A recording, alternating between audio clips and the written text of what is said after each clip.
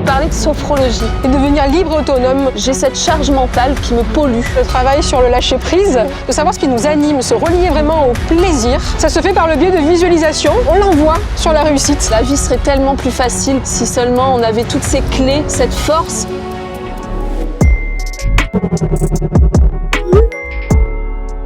Bonjour à tous, c'est Maryse. On a rendez-vous aujourd'hui à la Presqu'île de Cassis, un lieu magique, pour parler de sophrologie avec Claire. Vous venez, je vous y emmène. Bonjour Claire. Bonjour Maryse. On nous a donné rendez-vous aujourd'hui ici pour nous parler de sophrologie. C'est une belle boîte à outils dans laquelle nous allons pouvoir travailler pour sortir de notre grotte et devenir libre et autonome de nos actions. Claire, j'imagine qu'il y a des cas qui reviennent plus souvent que d'autres. La vie est stressante pour tout le monde. Le Covid a fait émerger beaucoup de problématiques. Je retrouve souvent en cabinet des problèmes de crise d'angoisse, de crise de panique ou de démotivation. Je n'arrive plus à me lever le matin parce que j'ai pas réussi à m'endormir ou parce que je suis en panique ou il m'a manqué l'air dans les embouteillages. Que faire? J'aime plus ma vie, je sais pas ce qui me plaît, je ressens plus rien. Tout ça, voilà, c'est les grands thèmes récurrents que je retrouve au cabinet. Ou sinon, j'ai plus confiance en moi, j'ai bossé, le bac arrive, le permis, et quand je suis devant ma feuille, plus rien. En sophro, on arrive à se reconnecter par des exercices à la réussite. Se connecter à soi, ça permet de savoir ce qui nous motive, ce qu'on aime. Et aussi après plein de petits tips pour gérer les émotions. La mise en place d'un geste, un geste qui peut devenir magique et qui peut nous accompagner. Petit geste très discret, mais qui peut tout changer. Un geste, ça peut être un pincement par exemple, un pincement de doigt, un pincement de peau, ok. Ah, ça m'intéresse ça, c'est cool. Le charger positivement et que ça devienne notre meilleur ami. C'est chouette ça. Comprendre aussi que tout ce qu'on ressent, toutes ces émotions qu'on repousse tout le temps, quand ça tape à la porte, on ferme la porte. Alors qu'en fait, faut les accueillir. Faut les accueillir et comprendre qu'elles sont là pour nous guider. Ce sont vraiment nos meilleurs amis, nos meilleurs alliés. C'est un travail de conscience. On fait remonter à la conscience qui on est, qui nous sommes, tous nos potentiels. Et là, bam, on agit. Typiquement, cette conscience qui remonte à la surface, c'est un peu comme quand on sert un bon verre de soda. Hop, les bulles, elles remontent. Et en pratiquant la sophrologie, on fait remonter à la conscience et ça vient éclater et on se dit « Ah, c'est ça ». Je vais te poser cette question, c'est un cas concret. Le soir, quand je me couche, j'ai cette charge mentale qui me pollue, qui est présente et en fait qui me fait dire que je n'ai pas atteint toute ma to-do list que je devais faire dans la journée. Donc je ressens forcément un mal-être. Comment la sophrologie peut m'aider? Un des grands piliers de la sophrologie, c'est le travail sur le lâcher-prise, les visualisations, sur la reconnexion au corps, sur la respiration.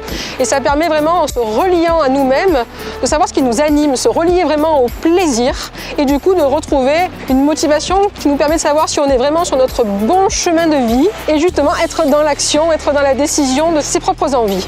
D'accord, donc en fait, tout est à l'intérieur de nous, c'est-à-dire qu'on est capable aujourd'hui de se sortir nous-mêmes de ces mal-être, bien entendu avec l'aide de tes séances. Alors moi je suis qu'un guide, l'éducation, la société nous met dans une boîte, dans un cadre qui n'est pas forcément le nôtre. Donc le but de la sophrologie, c'est de vous guider à casser le moule et se sentir bien. Écoute, quand je t'entends Claire, je me dis que la vie serait tellement plus facile pour beaucoup d'entre nous si seulement on avait toutes ces clés, cette force. Par contre, la sophrologie, c'est un véritable travail. Le sophrologue est un guide, mais ça demande une pratique personnelle, un réel investissement. Tu as choisi ce lieu, la Presqu'île. Je suis fan. C'est vrai que Cassis est connu pour ses calanques. Et la Presqu'île avec vue sur le Cap Canaille est juste waouh! Qu'est-ce que tu peux nous dire sur ce choix de lieu? En fait, les éléments naturels sont là. Ça vient chatouiller le corps. Et je trouve que pour travailler à une reconnexion, c'est le top. Pourquoi avoir choisi la sophrologie? Alors moi, je viens de la santé.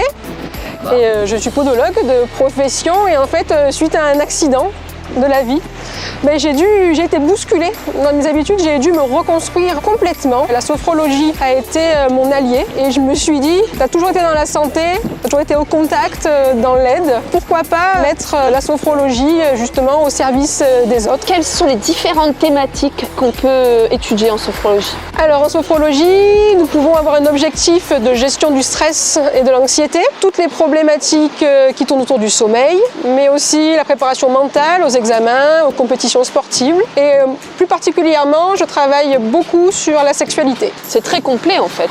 Ça se fait par le biais de visualisation.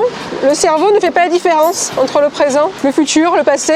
Donc en fait, on l'envoie sur la réussite. Un sportif pareil de haut niveau qui doit justement effectuer une compétition, j'imagine qu'il est entouré certes de stress certainement, de doute aussi. Justement, au centre BKS, je travaille particulièrement avec les sportifs sur la concentration, la motivation et surtout se couper de l'extérieur pour ne pas subir le regard de l'autre et ne pas être perturbé et rester focus sur l'objectif de la compétition. La première séance est une séance de 2 heures, les autres seront d'1 heure. Première séance, en fait, nous faisons connaissance, vraiment prendre le temps de se rencontrer. Le but, c'est d'avoir un objectif et de l'atteindre. La première séance, c'est vraiment avant tout une confiance qui doit s'installer. Il est possible de faire aussi en groupe. C'est une autre façon de voir les choses, mais c'est sur du plus général. Mais par contre, il y a une véritable synergie. Les corps communiquent quand même entre eux, ça motive et après on échange. Je trouve que le coaching collectif nourrit. On se nourrit entre nous, on se nourrit de l'expérience, des témoignages des autres et parfois on n'arrive même pas à mettre des mots sur nos pensées. Et c'est l'autre qui va nous mettre justement ces mots sur ses pensées. C'est magique aussi le coaching de groupe. Ça motive aussi,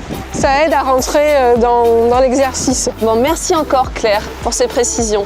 Alors pour la sophrologie de groupe, vous pouvez me retrouver à Saint-Cyr-sur-Mer au centre BKS et pour les séances individuelles à mon cabinet de Carnoux-en-Provence. Toutes les informations sont disponibles sur mon Instagram et mon Facebook, Sophrologie Intime Conscience. Et si vous voulez prendre rendez-vous, vous pouvez me trouver à Claire Collard, sophrologue sur Doctolib.